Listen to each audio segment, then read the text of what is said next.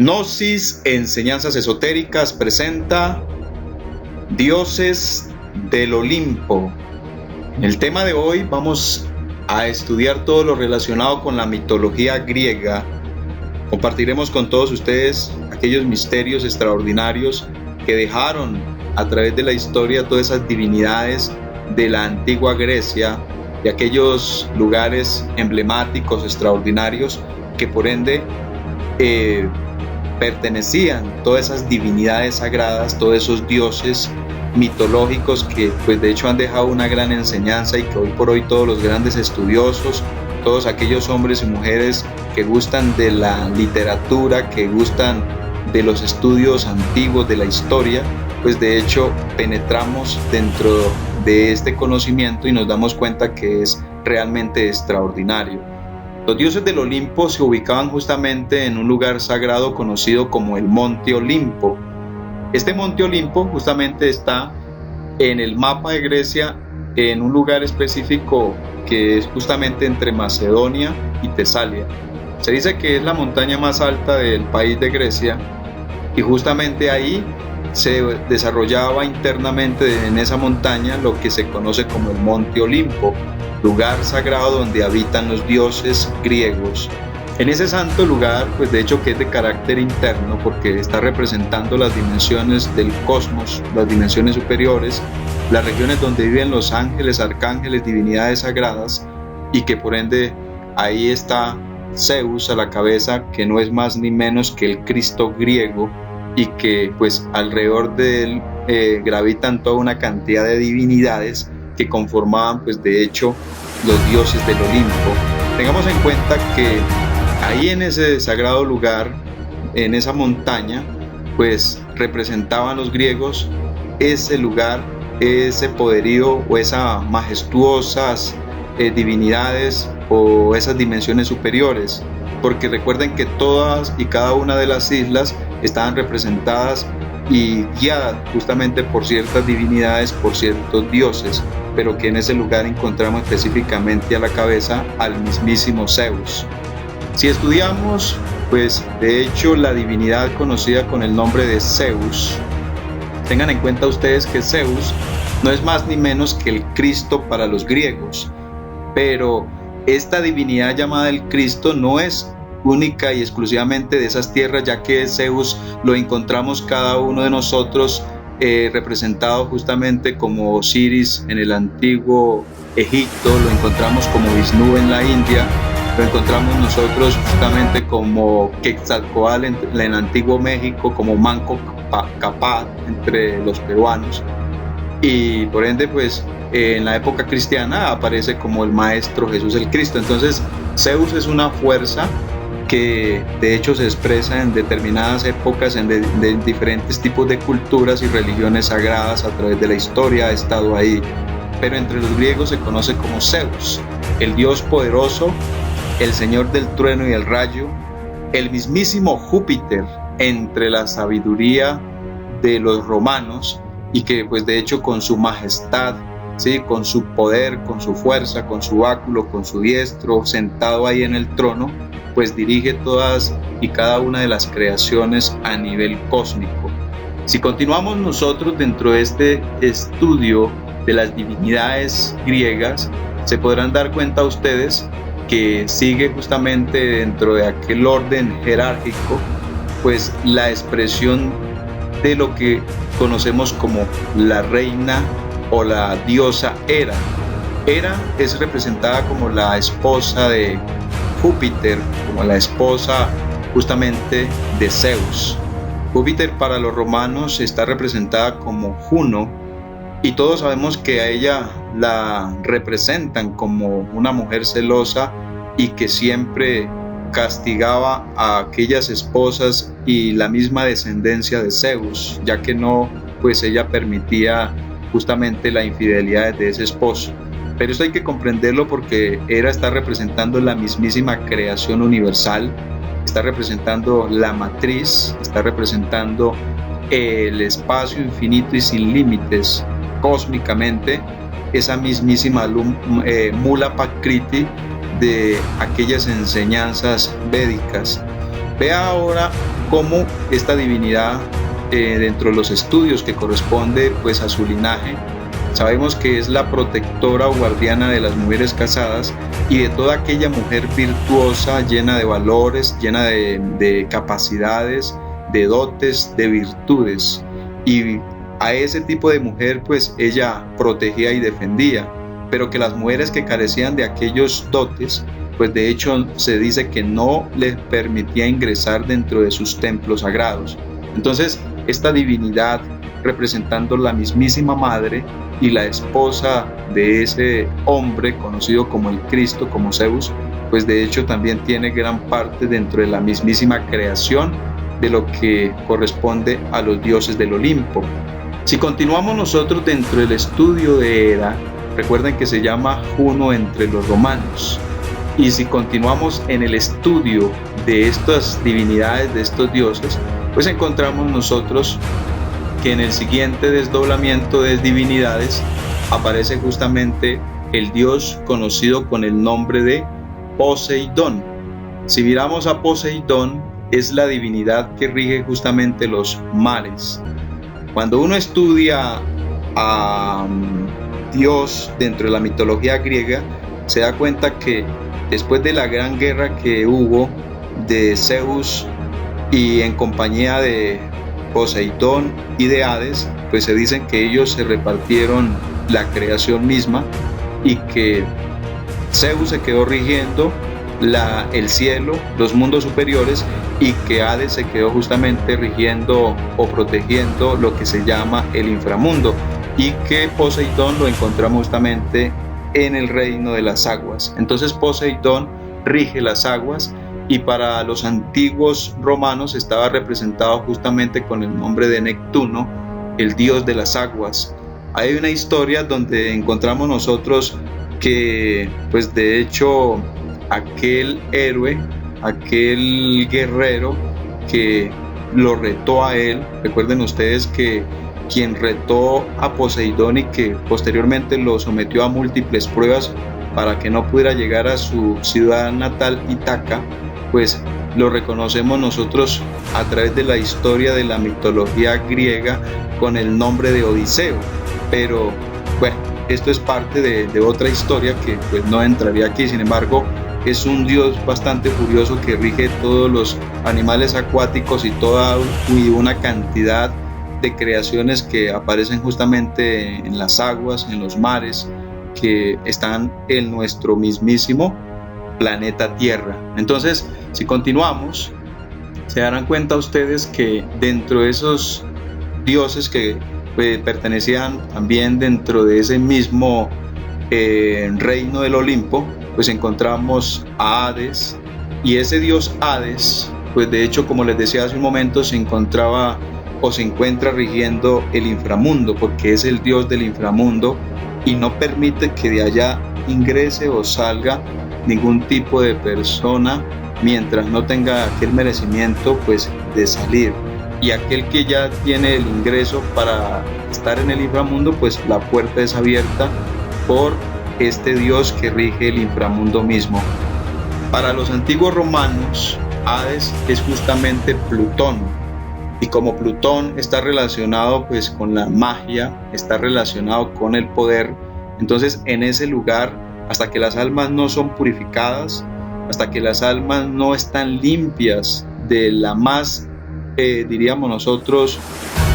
mínima mancha de pecado, porque el pecado es el ego, y al que se condena en el inframundo es al ego animal, a los defectos, a los yoes, a los vicios, a las manías, a las cabezas de legión que llevamos dentro. Entonces, cuando un individuo penetra en el inframundo de Hades y que posteriormente es pesado ante la balanza por el rey Minos, que es el juez directo allá en ese inframundo y que ordena para qué círculo dantesco o fosa va a ir a parar el alma pecadora que llega a ese lugar, pues de hecho él es quien da el veredicto si sale o no sale de acuerdo a la limpieza que tenga esa alma ya, con la eliminación de cada uno de esos defectos que pues se tiene que tener allá de acuerdo al sufrimiento y al lugar al cual pertenezca en el mismísimo inframundo. Entonces, si continuamos nosotros,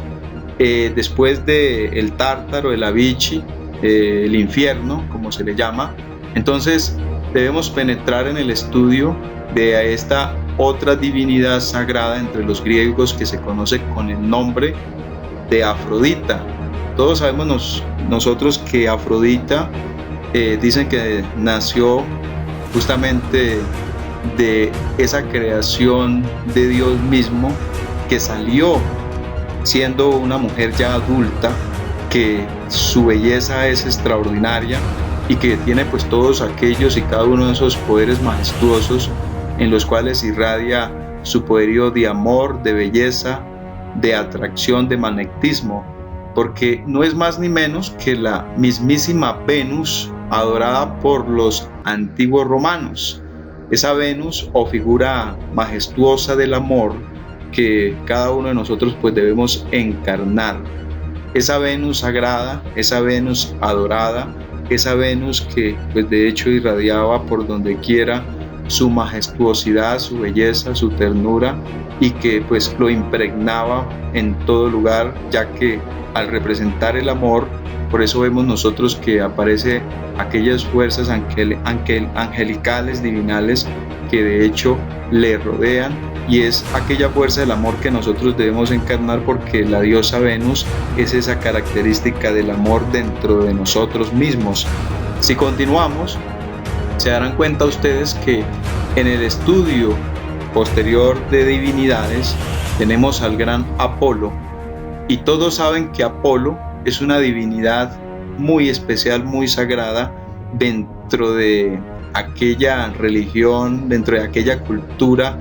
de los griegos antiguos, porque resulta que Apolo, como lo ven ustedes en la imagen, es un dios del arte, es un dios de la música, de la belleza. Está representando el sol mismo, está representando la sabiduría, está representando la lógica, la elocuencia, la razón, está representando la medicina, la curación, la poesía. O sea, es una fuerza que cada uno de nosotros debemos encarnar, porque todos tenemos las capacidades de la elocuencia, de la sabiduría, del amor, de la luz. Tenemos las capacidades de la poesía, podemos penetrar dentro de la lógica misma y entre una cantidad de conocimientos a los cuales nosotros podemos ser justamente beneficiados si estudiamos, si nos preparamos, si penetramos dentro del campo de la sabiduría. Entonces, Apolo para todos los griegos es una divinidad muy sagrada, y entre los antiguos romanos se conocía como Febo. Entonces este gran dios Febo entre los romanos pues daba a todos y cada uno de aquellos estudiosos las características mismas de la sabiduría, de la luz. Si continuamos dentro de los estudios de cada una de esas divinidades, se podrán dar cuenta ustedes que para los antiguos griegos el dios Ares pues justamente era el dios de la guerra.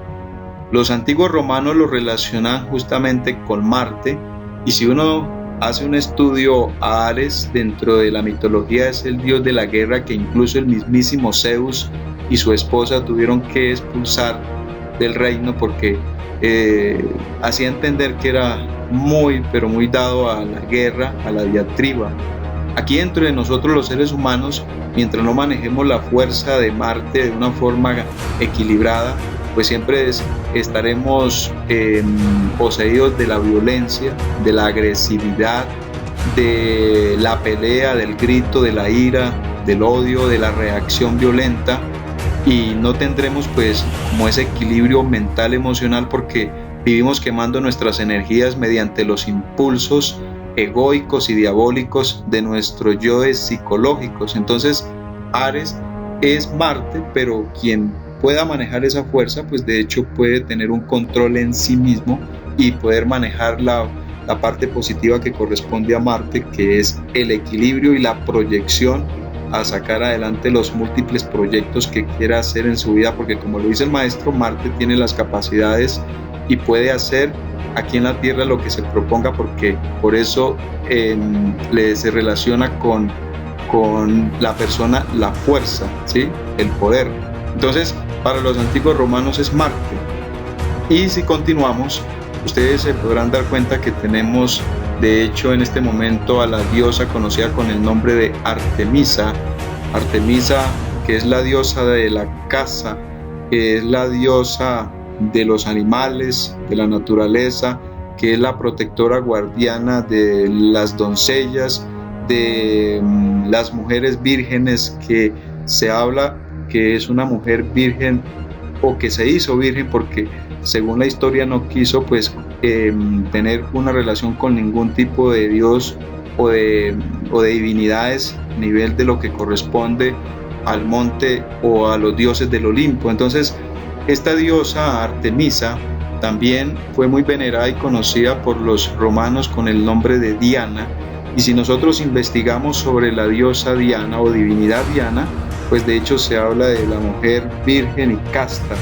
y de ahí es donde vienen aquellas prácticas conocidas por los gnósticos sobre la práctica diana, que pues de hecho no explicaremos a través de este video. Entonces estamos hablando de la alta pureza, de la castidad, de la transmutación, de todo lo que corresponde a las aguas de la vida de una forma correcta mediante el manejo de la alquimia, y que está regido justamente por aquella divinidad conocida como Artemisa o Diana. Por otro lado, si continuamos nosotros, nos damos cuenta que las divinidades dentro de ese reino también aparece con el nombre de Atenea, y Atenea, la historia habla que nació de la frente del mismísimo Zeus, y que nació siendo una mujer adulta y armada, porque pues se rodea de todas aquellas emblemáticas vestiduras y de aquellas ropajes de la guerra, de la lucha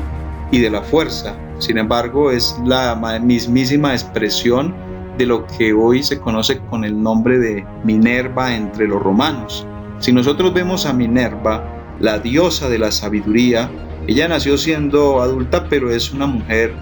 que está representando la sabiduría del mismísimo Zeus, porque nació de la frente de él mismo, y como es la diosa de la sabiduría, está armada de múltiples conocimientos, de múltiples sabiduría.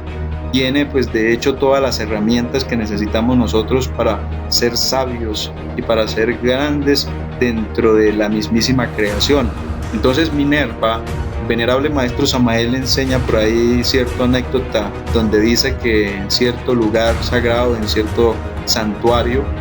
hizo la invocación a la diosa Minerva, la diosa de la sabiduría, y que en el altar de aquel lugar pues de hecho se reflejaron los ojos de la poderosa Minerva. Cuando él veía en aquel altar los ojos de Minerva, entonces aquella divinidad le dijo al maestro: ¿para qué me has llamado? ¿Qué quieres? Y entonces el maestro dice que contestó: la sabiduría. Después de él haber expresado aquellas palabras, entonces dice que esos ojos quedaron como en un estado de quietud y en un silencio sepulcral. De ahí el maestro dice que comprendió que el silencio es la elocuencia del sabio, que el silencio nos da sabiduría y nos da conocimiento. Entonces la diosa Minerva, la diosa de la sabiduría, como parte autónoma de nuestro mismísimo ser, debemos encarnarla porque nos da a cada uno de nosotros lo que se llama la sabiduría. Por otra parte, si continuamos en el estudio, se darán cuenta ustedes que las divinidades sagradas también eran conocidas justamente con el nombre de Demeter. La diosa Demeter de los antiguos griegos, pues de hecho nos permite comprender que es la diosa de la caza, que es la diosa de la agricultura, de los cultivos, del trigo, que está íntimamente relacionada con los misterios de la semilla, con los misterios de la castidad y de la pureza. Demeter para los romanos estaba representada como Ceres, y si uno ve dentro de los estudios de esta palabra, pues Ceres quiere crecer, quiere avanzar, quiere ser grande, ser, nacer, progresar, y por eso aparece ella con el cuerno de la abundancia. A ella se le representaba con ese cuerno, donde se decía que los adoradores de esta divinidad, pues de hecho nunca les faltaría dentro del aspecto económico, pero tengamos en cuenta que está más relacionado con todos y cada uno de esos valores íntimos de cada uno de nosotros, con nuestra alma, con nuestra conciencia misma. Por otra parte, penetrando dentro de esos estudios y continuando en el análisis de estas divinidades, encontramos al dios Baco. Tengamos en cuenta que el dios Baco está representado como el dios del vino, el dios del éxtasis, el dios que representa la vid, la uva, el vino, la embriaguez, el alborozo, el gozo, que está representado justamente con los misterios del mercurio, con los misterios de la castidad, de la transmutación, de la sublimación, de la mutación de las mismísimas energías. Entonces, Baco, rodeado de frutas y rodeado de una cantidad, pues de hecho, de individuos en su carroza de triunfo, que pues si ustedes lo investigan se darán cuenta que él se encuentra rodeado de una cantidad de sátiros, de hombres que están mezclados con macho cabrio, con cabro, y que no es más ni menos que la representación mismísima de esa potencialidad que cada uno de nosotros debe tener en el interior. Entonces, si ustedes ven el carruaje de él tirado por leopardos y a su vez una cantidad de divinidades, de ángeles y de sátiros y de seres que pues le acompañan y que están justamente con él, embriagándose con el exquisito vino de la transmutación, de la mutación de las energías, pues de hecho es la representación de esta divinidad que para los romanos era justamente con el nombre de Baco, el dios del vino. También se dice que aparece en aquella carroza que es alada justamente por esos animales sagrados, por esos leopardos, y que a su vez él según aparece con el falo erecto, o sea, que está representando, recuerden, siempre la potencialidad. Que hoy ya se le vea como un aspecto degenerativo, la borrachera, los abusos, las orgías, que hoy ya se vea dentro del aspecto involutivo, donde el ser humano se embriaga y evoluciona a través del consumo de ciertos licores que verdaderamente no tienen nada que ver con la realidad de esta divinidad, con los misterios de Dioniso o de Baco. Pues verdaderamente les invito para que no lo relacionen, porque no tiene nada que compartir el éxtasis mundano con el éxtasis divinal y sagrado del dios Baco. Por otra parte, si nosotros continuamos, se darán cuenta ustedes que la divinidad conocida con el nombre de Hefesto, el dios Hefesto, que para los romanos no era más ni menos que el mismísimo Vulcano, el fuego, aquel fuego serpentino y sagrado que cada uno de nosotros debe despertar dentro de sí mismo. Y ese fuego, pues de hecho está representado en Hefesto, aquella divinidad que se conocía como el productor de los metales sagrados, de la metalurgia, de los metales en su taller, que no es más ni menos que la representación del taller sexual, allá en aquel taller donde llegó Prometeo y se robó el fuego para entregarlo a los hombres. Se dice que ese mismísimo Hefesto, que es la representación viva del Sacratísimo Espíritu Santo, pues de hecho lo tenemos cada uno de nosotros, pero de una forma, diríamos, involutiva. Recuerden que cuando él nació, se dice que lo arrojó, o sea, no lo quiso porque era justamente muy feo.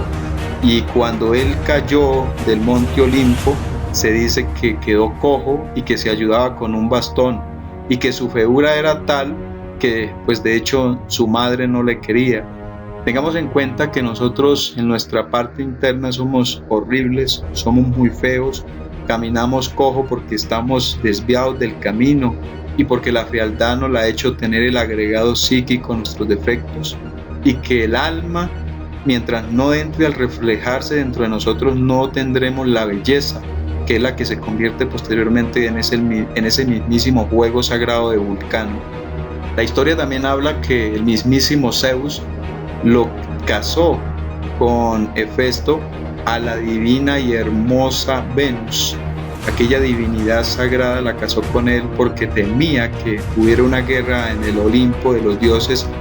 que justamente pues querían conquistar a esa diosa Venus, a esa mismísima Afrodita. Pero ¿qué ocurre acá? Si uno mira dentro de esas creaciones, pues Venus siempre tiene una íntima relación y conexión con Marte, porque la historia dice que Venus traicionaba a Hefesto por ser muy feo con el mismísimo guerrero Ares, pero es la relación que hay entre las estrellas que tienen pues una íntima conexión o afinidad. Por otro lado, pues Hefesto, el herrero de los dioses, el herrero sagrado, pues también cumplía un papel dentro de aquella formación de los dioses del Olimpo. Por otro lado, si continuamos nosotros, pues tendremos la dicha de poder penetrar dentro de esos misterios de las divinidades griegas y poder conocer verdaderamente de cómo estas divinidades también fueron conocidas con el nombre de Hermes. Hermes, el dios o mensajero del antiguo Monte Olimpo, pues sepan ustedes que Hermes está relacionado con el hermetismo, está relacionado con el ocultismo, está relacionado con la sabiduría, con la elocuencia, con la palabra. Es el mensajero, es el que trae el mensaje, es el que trae la luz. Entonces Hermes, por ejemplo, entre los antiguos egipcios es conocido como el dios Cristo Ibis grande, ¿sí? El dios Ibis de Thor, el tres veces nacido Hermes Trismegisto, pero ante los dioses griegos aparece únicamente como Hermes y se acompaña con alas en los pies y en la cabeza usando un casco. Es un ser que pues de hecho manipula aquel cetro de poder donde pues encontramos nosotros la simbología de la medicina, la mismísima vara de Esculapio, donde aparece pues de hecho aquella Ida y Pingala con sus alas portentuosas representando un trabajo mediante el sabio uso de las energías creadoras. Entonces Hermes, el mensajero de los dioses, está representado justamente en esa divinidad que conocieron de una forma muy profunda los antiguos griegos, los antiguos maestros de Grecia. Por otra parte,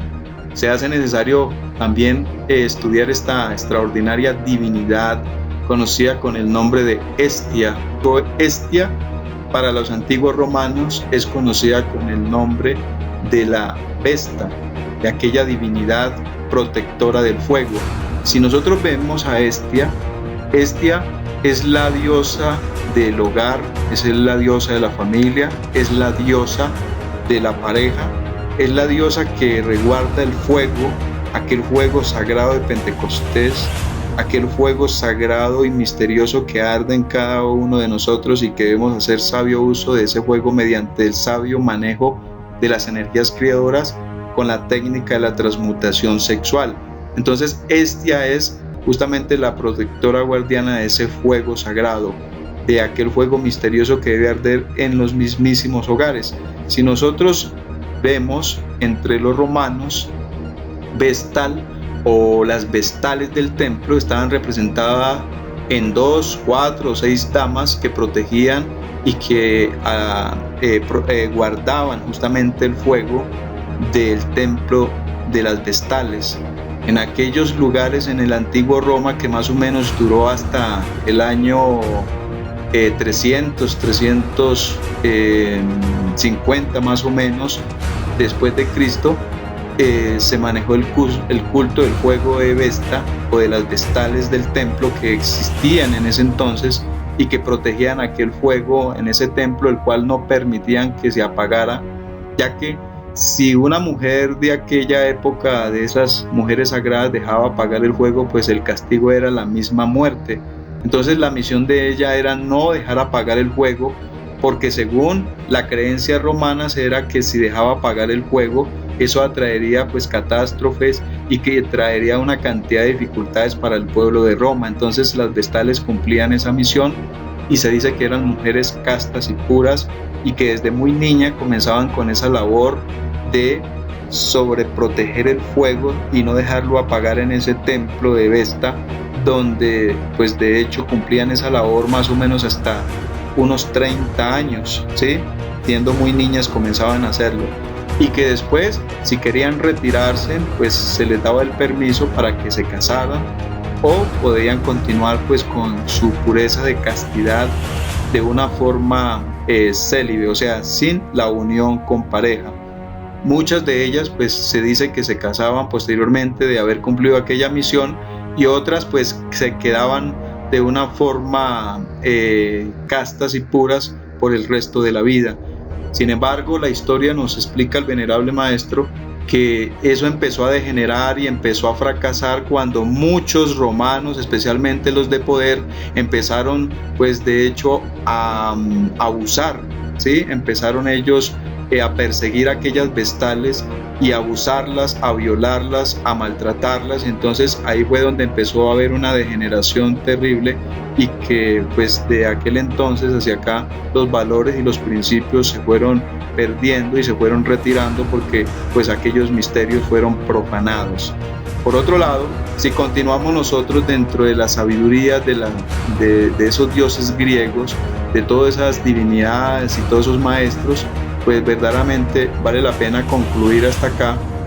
que todos estos dioses, pues aún siendo mitológicos, pero que tienen una íntima relación con las divinidades que actualmente nosotros pues veneramos y seguimos. Entonces no es que ellos hubieran visto esto de una forma fantasiosa o de una forma imaginativa, sino que la realidad es que detrás de todo es verdaderamente profundamente lleno de sabiduría, lleno de conocimiento, y que solo aquellos que van por el camino del ocultismo, por el camino secreto, pues de hecho pueden comprender todas estas divinidades y todos sus misterios, ¿no? Todos aquellos misterios que adoraban los antiguos griegos, a esos antiguos hombres y mujeres de esas tierras sagradas. Entonces espero que este tema relacionado con las divinidades griegas haya servido para cada uno de ustedes, porque de hecho ese es el interés, de poder ilustrar con lo poco que nosotros sabemos y ayudar de una forma muy grande y muy extraordinaria a toda persona que se encamina sobre los estudios del gnosticismo universal. Entonces los espero en uno más de mis programas. Hasta pronto.